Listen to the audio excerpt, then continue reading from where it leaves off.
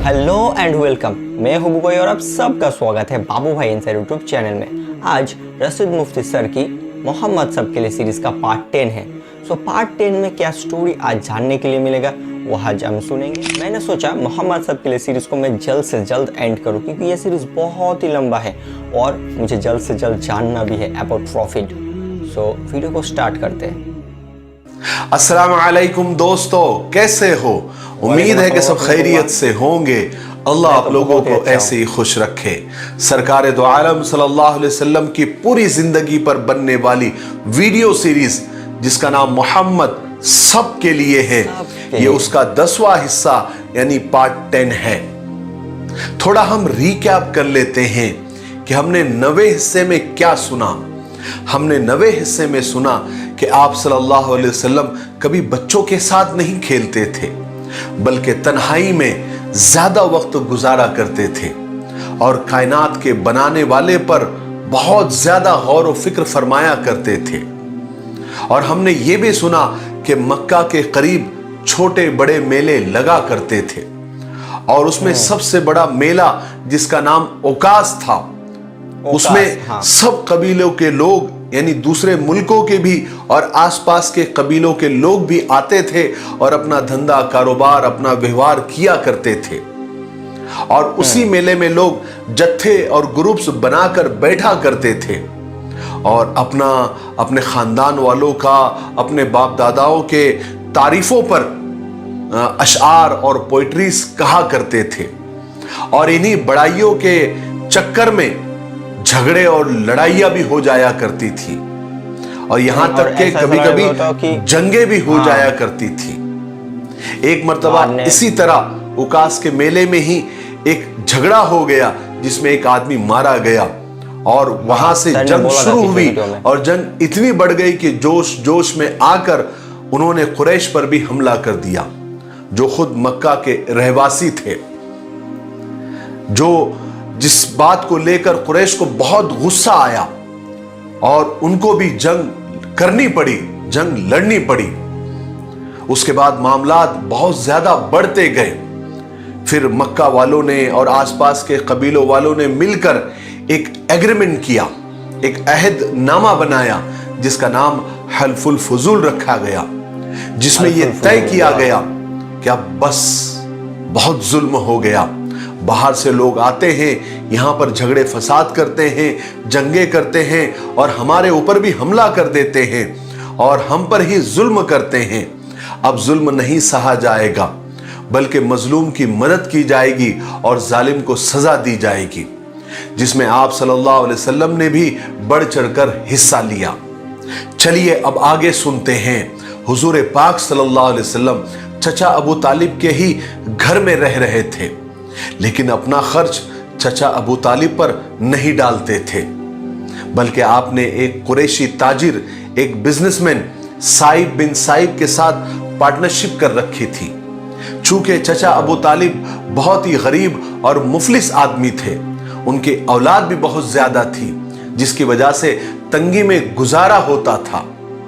एक दिन चचा अबू तालिब हुजूर पाक सल्लल्लाहु अलैहि वसल्लम के पास आए और कहने लगे कि भतीजे, तुम तो जानते हो कि मैं बहुत गरीब आदमी हूं, मेरे पास ना तो माल है, ना कोई प्रॉपर्टी है और ना ही कोई तिजारत है, लेकिन मुझे अभी अभी पता चला है कि एक तिजारती काफिला, एक बिजनेस टूर मुल्क शाम जा रहा है और खदीजा जो मक्का की बहुत बड़ी एक ताजिरा, एक बिजनेस वूमन है, वो लोगों को अपना माल देकर मुल्क शाम भेज रही है ताकि लोग वहां पर माल बेचे और उससे नफा कमाएं। अगर तुम जाना चाहोगे तो वो तो तुमको सबसे पहले भेजेंगी क्योंकि तुम्हारी नेकी, शराफत और अमानतदारी के चर्चे उसने भी सुन रखे हैं।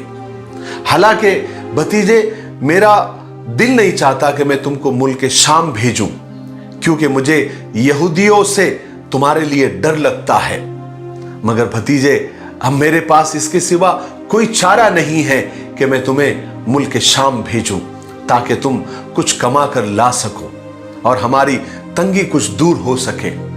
हुजूर पाक सल्लल्लाहु अलैहि वसल्लम चचा की इस ख्वाहिश पर राजी हो गए थे, मगर ये कहा कि अगर वो मुझे बुलाए तो मैं जरूर जाऊंगा।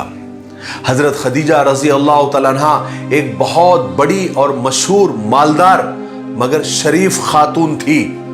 वो बेवा थी। उन्होंने 2 शादियां की थी, मगर दोनों शौहरों का इंतकाल हो गया था और उनकी तमाम दौलत हजरत खदीजा को मिल गई थी। उसके बाद उन्होंने शादी नहीं की और कारोबार में लग गई थी। ये मक्का के बहुत ऊंचे खानदान से थी, लेकिन इस कदर पाकबाज और नेक खातून थी कि लोगों ने उन्हें ताहिरा यानी पाकबाज का लक़ब दे रखा था और इसी नाम से यानी ताहिरा नाम से ही पुकारा करते थे। हजरत खदीजा मालदारी और नेकी के साथ खूबसूरत और ज़हीन भी थी। जिसे आजकल लोग कहते हैं ना, ब्यूटी विद ब्रेन जिसे कहा जाता है, उन सारी खूबियों की वो मालिक थी। इन सारी खूबियों की वजह से ही मक्का के तमाम बड़े बड़े लोग और सरदार ये चाहते थे कि हजरत खदीजा के साथ उनका निकाह हो जाए, लेकिन हजरत खदीजा रजी अल्लाह तआला अन्हा साफ इनकार कर देती थी, क्योंकि उन्होंने अभी शादी न करने का पक्का इरादा कर लिया था और वो अब सिर्फ अपने कारोबार में और अपने बिजनेस में ही ध्यान लगाती थी। हजरत खदीजा रजी अल्लाह तआला अन्हा लोगों को अपना माल देती थी और लोग वो माल ले जाकर मुल्क शाम में बेचते थे, तिजारत करते थे और जो कुछ नफा होता था उसमें से कुछ नफा जो पहले से फिक्स होता था, मुकर्रर होता था, तय होता था, वो लोगों को दे देती थी। इस साल भी हजरत खदीजा रजी अल्लाह तआला अन्हा लोगों को अपना माल देकर मुल्क शाम भेज रही थी। जब ये बात अबू तालिब, चचा अबू तालिब को पता चली तो उन्होंने हुजूर से आकर कहा। हुजूर इस बात पर तैयार भी हो गए, लेकिन फरमाया था कि अगर खदीजा मुझे बुलाए तो मैं जरूर मिल लूंगा। ये बात हजरत खदीजा रजी अल्लाह तआला अन्हा को किसी तरह पता चली। किसी ने जाकर बता दिया कि अबू तालिब अपने भतीजे अमीन को मुल्क शाम भेजना चाहते हैं। तो हजरत खदीजा रजी अल्लाह तआला अन्हा का तो खुशी का ठिकाना ना रहा, इसलिए कि मक्का का बच्चा बच्चा हुजूर की नेकी के गुण गाता था। उस वक्त हुजूर की उम्र 25 साल हो गई थी। ये वो वक्त था जब मक्का का कोई शख्स आपका नाम नहीं लेता था, बल्कि आपकी सच्चाई, आपकी अमानतदारी की वजह से आपका नाम अमीन ही पड़ गया था। हजरत खदीजा रजी अल्लाह तआला ने फौरन आपको बुलाया और कहा कि मैं आपकी सच्चाई, अमानतदारी और नेकी की शोहरत मैंने बहुत सुनी है, इसलिए मैं आपको अपना तिजारती माल देकर मुल्क शाम भेजना चाहती हूँ और जितना नफा मैं दूसरों को देती हूँ उससे दुगना आपको दूंगी, यानी डबल आपको दूंगी। हुजूर पाक सल्लल्लाहु अलैहि वसल्लम ने हजरत खदीजा रजी अल्लाह तआला अन्हा की ये ऑफर को कबूल फरमा लिया और जाकर चचा अबू तालिब को ये बात बताई। तो चचा अबू तालिब बहुत खुश हो गए और फरमाया कि खुदा ने तुम्हारे लिए रोजी का इंतजाम कर दिया है। जब काफिला जाने का वक्त आया तो हजरत खदीजा ताहिरा रजी अल्लाह तआला अन्हा ने अपने गुलाम मैसरा को आपके साथ कर दिया और मैसरा से कहा और ताकीद की कि तुम मोहम्मद अमीन के साथ जा रहे हो, लेकिन याद रखो उनकी किसी बात की मुखालिफत मत करना, खिलाफ वर्जी मत करना, उनकी हर बात मानना और उनकी राय, उनके मशवरे पर ही चलना। मैसरा ने कहा कि ठीक है। उधर हुजूर पाक सल्लल्लाहु अलैहि वसल्लम रवाना हो रहे थे तो आपके सब चचा आपको रुखसत करने के लिए कुछ दूर तक आए और सब काफिले वालों को बुला बुला कर ताकीद की कि सब वो हुजूर का यानी मोहम्मद का ख्याल रखे सल्लल्लाहु अलैहि वसल्लम और उनकी हिफाजत करें। उसके बाद ये मुबारक काफिला रवाना हुआ और पहले की ही तरह एक बादल आ गया जो आप पर साया किए हुए था, ताकि आपको धूप की सख्ती न लगे और आप धूप की सख्ती से महफूज रहे, सेफ रहे। ये मुबारक काफिला मक्का से रवाना हुआ, कई जगह ठहरता चलता, आखिर एक दिन मुल्क शाम के सरहदी शहर बुसरा पहुंच गया। जहां पर इस काफिले ने पड़ाव डाला था उसके कुछ थोड़ी ही दूर पर एक सूखा दरख्त था जिस पर एक भी पत्ता नहीं था। हुजूर पाक सल्लल्लाहु अलैहि वसल्लम आराम करने की गर्ज से और टेक लगाने की गर्ज से उस दरख्त के नीचे जाकर बैठ गए। तो वो दरख्त अचानक हरा और सरसब्ज शादाब हो गया, उसको पत्ते लग गए और उसने हुजूर पर साया कर दिया। सुभान अल्लाह। और जिस जगह ये काफिला ठहरा था वहां पर करीब ही एक गिरजा घर था। अब वहां पर नस्तूर नाम का एक बूढ़ा राहिब रहता था। वो अब काफी बूढ़ा हो गया था।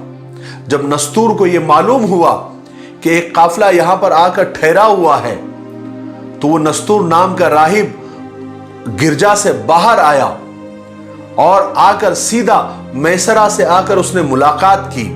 मैसरा चूंकि कई बार यहां पर आ चुका था, तो मैसरा और नस्तूर की जान पहचान पहले से ही थी। जब नस्तूर मैसरा के पास आया तो आप सल्लल्लाहु अलैहि वसल्लम को उस दरख्त के नीचे आराम करते हुए देखा। तो मैसरा से पूछा कि वो नौजवान कौन है। मैसरा ने कहा कि ये एक कुरैशी नौजवान है। नस्तूर ने कहा कि हमने किताबों में पढ़ा है कि इस सूखे दरख्त के नीचे सिर्फ आखिरी नबी ही बैठने वाले हैं और आखिरी नबी ही आकर वहां पर टेक लगाकर बैठेंगे और वो दरख्त हरा भरा हो जाएगा, उसकी डालियां हरी भरी हो जाएगी। फिर नस्तूरा राहिब ने मैसरा को कुछ निशानियां बताई और पूछा, क्या ये सब निशानियां उस नौजवान में है या नहीं? क्या ये सब निशानियां उसमें पाई जाती है या नहीं? मैसरा ने कहा कि हां, आपने जितनी सारी निशानियां बताई है सब उस नौजवान में पाई जाती है, मैंने खुद देखी है।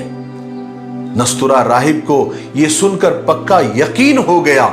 वो कहने लगा कि हां, ये वही आखिरी नबी है, वही नबी आखिरुज़्ज़मा है।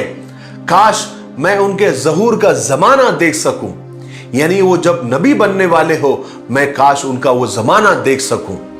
उसके बाद नस्तूरा ने हुजूर पाक सल्लल्लाहु अलैहि वसल्लम की वो मोहर नबूवत देखी और गवाही दी कि ये वही नबी है जिसका जिक्र हमने तौरात में पढ़ा है। मैसरा इन सब बातों को देखकर हैरान हो रहे थे। और उधर जिस तरह बुसरा के बाजार में हुजूर पाक सल्लल्लाहु अलैहि वसल्लम ने पहली बार लेन देन किया और ताजिरों के साथ मामलात और व्यवहार किए, जैसा कोई बहुत बड़ा तजुर्बेकार ताजिर और बिजनेसमैन किया करता है, जहां पर लोग धोखा देकर, झूठ बोलकर, कम तोलकर पैसा कमाने के चक्कर में होते हैं, दौलत कमाने के चक्कर में होते हैं, वहां पर हुजूर पाक सल्लल्लाहु अलैहि वसल्लम ने ईमानदारी से झुकता तोलकर एक नया रिकॉर्ड बना दिया। जब हुजूर को किसी से कुछ खरीदना होता तो सामने वाले पर छोड़ देते, जब देना होता तो झुकता तोल कर देते, माल में अगर कोई ऐब होता तो बता कर देते, और ये भी कहते कि अगर आपको पसंद ना आया तो हम वापस लेने के लिए तैयार हैं, हम वापस भी ले लेंगे। तो सारा बाजार हैरान था और इस कदर नफा हुआ, इस कदर मुनाफा हुआ जो पहले कभी नहीं हुआ था। इसी वजह से मैसरा हुजूर पाक सल्लल्लाहु अलैहि वसल्लम के पास आए और कहने लगे कि मोहम्मद, हम खदीजा के लिए 40 साल से तिजारत कर रहे हैं, बिजनेस कर रहे हैं, मगर इस बार जो हमको नफा हुआ, जितना मुनाफा हुआ, जितना प्रॉफिट हुआ, उतना कभी भी नहीं हुआ। वो सिर्फ आपकी वजह से हुआ और आपके जरिए हुआ।